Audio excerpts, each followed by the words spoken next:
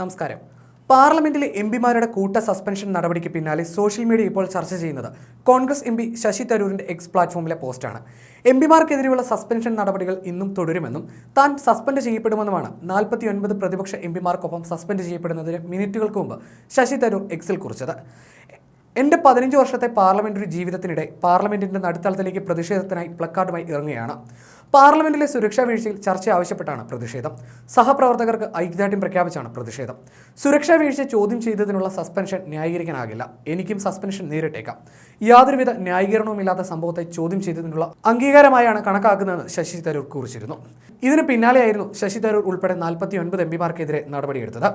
അതേസമയം ജനാധിപത്യം ഇല്ലാതായെന്നായിരുന്നു സസ്പെൻഷനെക്കുറിച്ച് ശശി തരൂർ പ്രതികരിച്ചത്. ലോക്സഭയിൽ നിന്ന് 49 എംപിമാരെ കൂടി ഇന്ന് സസ്പെൻഡ് ചെയ്തതോടെ ആകെ 141 എംപിമാരാണ് സസ്പെൻഡ് ചെയ്യപ്പെട്ടത്. ചൊവ്വാഴ്ച രാവിലെ ലോക്സഭാ സമ്മേളനം ചേർന്നപ്പോൾ തന്നെ പ്രതിപക്ഷം ബഹളമുണ്ടാക്കി. പ്രധാനമന്ത്രി നരേന്ദ്രമോദി സഭയിൽ പങ്കെടുക്കണം, ആഭ്യന്തരമന്ത്രി അമിത്ഷാ രാജിവെക്കണം തുടങ്ങിയ മുദ്രാവാക്യങ്ങൾ ഉയർത്തിയായിരുന്നു പ്രതിഷേധം. 5 മിനിറ്റിനുള്ളിൽ സഭ പിരിഞ്ഞു. അതിനിടെ രാജ്യസഭാ ചെയർമാനെ തൃണമൂൽ എംപി കല്യാൺ ബാനർജി അനുകരിക്കുന്നതും അംഗങ്ങൾ പൊട്ടിച്ചിരിക്കുന്നതും രാഹുൽ ഗാന്ധി മൊബൈലിൽ വീഡിയോ എടുക്കുന്നതുമായ സംഭവം വിവാദമായിരിക്കുകയാണ്. തന്നെ പാരടി കാട്ടിയത് നാണംകെട്ട സംഭവമാണെന്നും അംഗീകരിക്കാൻ കഴിയാത്തതാണെന്നും ജഗ്ദീപ് ധൻഖർ കുറ്റപ്പെടുത്തി.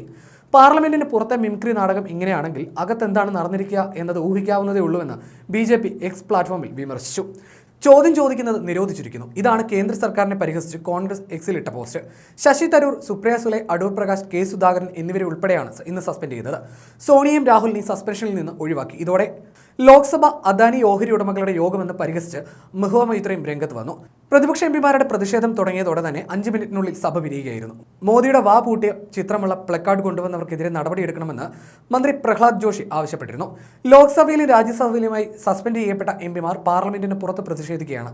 സുരക്ഷാ വീഴ്ച വിഷയത്തിൽ ആഭ്യന്തരമന്ത്രി അമിത്ഷാ സഭയിൽ സംസാരിക്കും വരെ പ്രതിഷേധം തുടരാനാണ് പ്രതിപക്ഷ പാർട്ടികളുടെ കൂട്ടായ തീരുമാനം. അതേസമയം സംഭവത്തിൽ അന്വേഷണം നടക്കുന്നുണ്ടെന്നും ഇരു സഭകളിലെയും അധ്യക്ഷന്മാർ നിലപാട് വ്യക്തമാക്കിയെന്നുമാണ് BJP അറിയിക്കുന്നത്.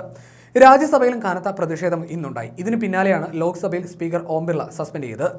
ഇന്നലെ വരെ ലോക്സഭയിലും രാജ്യസഭയിലുമായി സസ്പെൻഡ് ചെയ്യപ്പെട്ട 92 എംപിമാരും പാർലമെന്റിന് പുറത്ത് പ്രതിഷേധിച്ചു. സുരക്ഷാ വീഴ്ച വിഷയത്തിൽ കേന്ദ്ര ആഭ്യന്തരമന്ത്രി അമിത്ഷാ സഭയിൽ സംസാരിക്കും വരെ പ്രതിഷേധം തുടരാനാണ് പ്രതിപക്ഷ പാർട്ടികളുടെ കൂട്ടായ തീരുമാനം.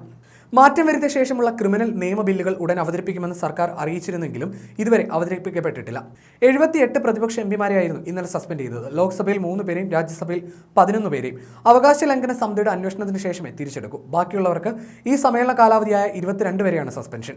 കഴിഞ്ഞ വെള്ളിയാഴ്ച ലോക്സഭയിൽ നിന്ന് 13 പേരെയും രാജ്യസഭയിൽ നിന്ന് ഒരാളെ സസ്പെൻഡ് ചെയ്തിരുന്നു. പാർലമെന്റിൽ നിന്ന് സസ്പെൻഡ് ചെയ്യപ്പെട്ടവരുൾപ്പെടെ പ്രതിപക്ഷ എംപിമാർ രാവിലെ പാർലമെന്റിന് സമയത്ത് ഗാന്ധി പ്രതിമയ്ക്ക് മുൻപിൽ പ്രതിഷേധം സംഘടിപ്പിച്ചിരുന്നു.